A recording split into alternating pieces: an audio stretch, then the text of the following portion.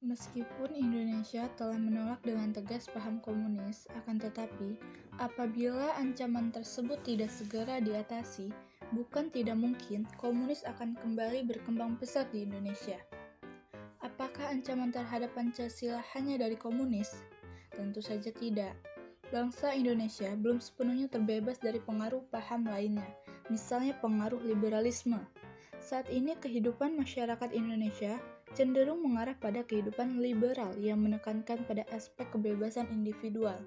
Sebenarnya, liberalisme yang disokong oleh Amerika Serikat tidak hanya mempengaruhi bangsa Indonesia, akan tetapi hampir semua negara di dunia. Hal ini sebagai akibat dari era globalisasi.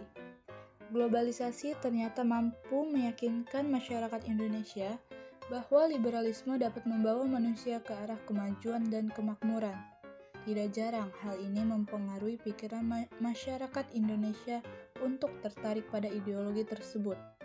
Akan tetapi pada umumnya, pengaruh yang diambil justru yang bernilai negatif. Misalnya gaya hidup yang diliputi kemewahan, pergaulan bebas, dan sebagainya. Hal tersebut tentu saja apabila tidak segera diatasi akan menjadi ancaman bagi kepribadian bangsa Indonesia yang sesungguhnya.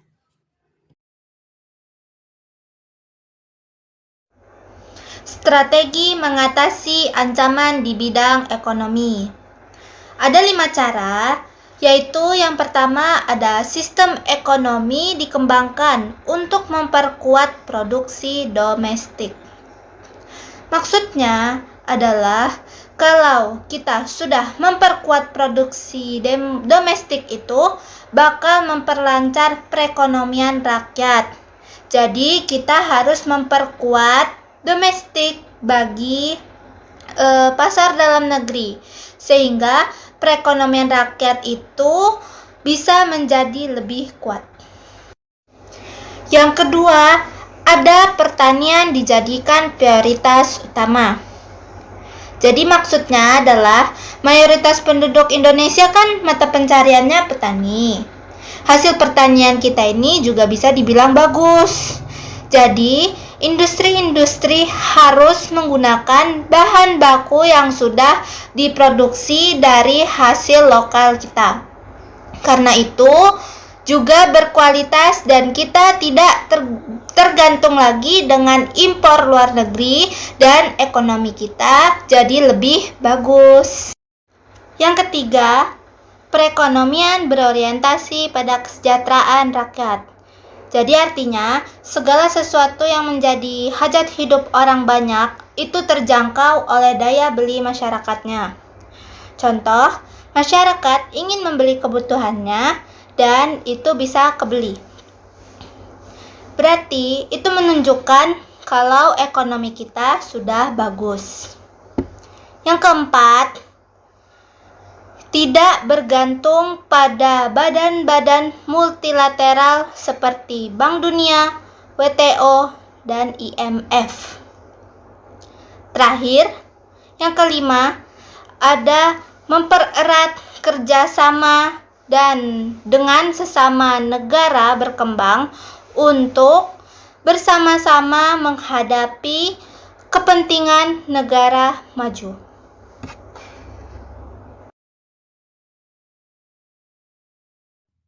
Assalamualaikum warahmatullahi wabarakatuh.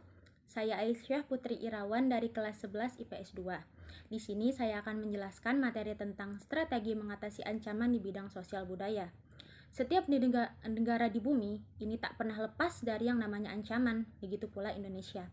Ancaman ini tidak selalu berupa peperangan fisik, namun juga ada beberapa yang di bidang tertentu seperti di bidang sosial budaya yang tentunya membahayakan integrasi nasional. Ancaman ini bisa berasal dari dalam negeri dan luar negeri. Dari dalam negeri seperti kemiskinan, rendahnya kualitas sumber daya manusia, keterbelakangan, ketidakadilan. Contoh ancaman dari luar negeri seperti gaya hidup konsumtif, yaitu gaya hidup yang membeli banyak barang yang diinginkan, bukan karena kebutuhannya. Lalu sifat hedonisme, yaitu sifat yang membuat manusia memaksakan diri untuk membeli barang yang di luar kemampuannya.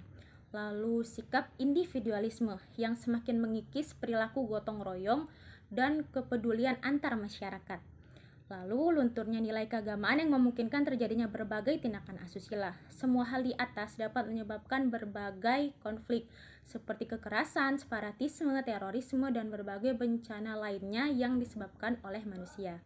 Adapun strategi yang bisa dilakukan untuk mengatasi ancaman di bidang sosial budaya adalah yang pertama, senantiasa memperkuat iman dan ketakwaan kepada Allah Subhanahu wa Ta'ala, menguasai ilmu pengetahuan dan teknologi, serta diimbangi dengan menjaga hubungan antara manusia dan lingkungan.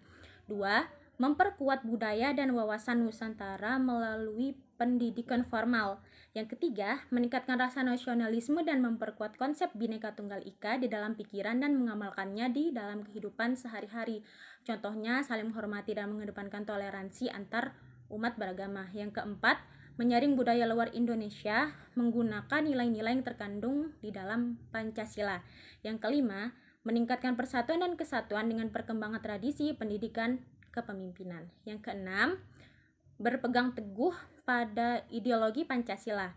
Yang ketujuh, membuat kebijakan wajib belajar selama 12 tahun. Yang kedelapan, memperbanyak lapangan pekerjaan dan membina pengangguran agar dapat berkompetisi. 9. Meningkatkan rasa cinta tanah air, patriotisme. 10. Memberantas peredaran obat terlarang dan miras. 11. Memblokir situs-situs pornografi.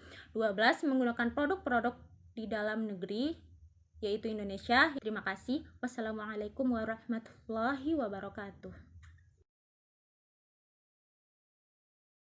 Strategi mengatasi ancaman di bidang pertahanan dan keamanan. Ancaman militer sangat berbahaya apabila tidak diatasi. Oleh karena itu, harus ditetapkan strategi yang tepat untuk mengatasinya. Undang-Undang Negara Republik Indonesia tahun 1945 telah mengatur strategi dan keamanan bangsa Indonesia dalam mengatasi ancaman militer. Hal ini tercantum pada pasal 30 ayat 1-5 yang dinyatakan sebagai berikut. Setiap warga negara berhak dan wajib ikut serta dalam usaha pertahanan keamanan negara. Usaha pertahanan keamanan negara dilaksanakan melalui sistem pertahanan dan keamanan rakyat semesta oleh Tentara Nasional Indonesia dan Kepolisian Negara Republik Indonesia sebagai kekuatan utama dan rakyat sebagai kekuatan pendukung. Tentara Nasional Indonesia terdiri atas Angkatan Darat, Angkatan Laut, dan Angkatan Udara. Sebagai alat negara yang bertugas mempertahankan, melindungi, dan memelihara keutuhan dan kedaulatan negara. Kepolisian Negara Republik Indonesia sebagai alat yang menjaga keamanan, ketertiban masyarakat, bertugas melindungi, mengayomi, melayani masyarakat serta menegakkan hukum. Susunan dan kependudukan Tentara Nasional Indonesia, Kepolisian Negara Indonesia, hubungan kewenangan Tentara Nasional Indonesia, dan Polisi Negara Republik Indonesia dalam menjalankan tugasnya. Syarat-syarat keikutsertaan warga negara dalam usaha mempertahankan keamanan negara serta hal-hal yang terkait dengan pertahanan dan keamanan diatur dengan undang-undang. Sistem pertahanan dan keamanan rakyat semesta pada hakikatnya adalah segala upaya menjaga pertahanan dan keamanan negara yang seluruh rakyat dan segenap sumber daya nasional, sarana dan prasarana nasional serta seluruh wilayah negara merupakan salah satu kesatuan pertahanan yang utuh dan menyeluruh. Kekuatan pertahanan siap dikerahkan untuk melaksanakan OMP, namun setiap bentuk perselisihan dengan negara lain selalu diupayakan menyelesaikan melalui jalur damai.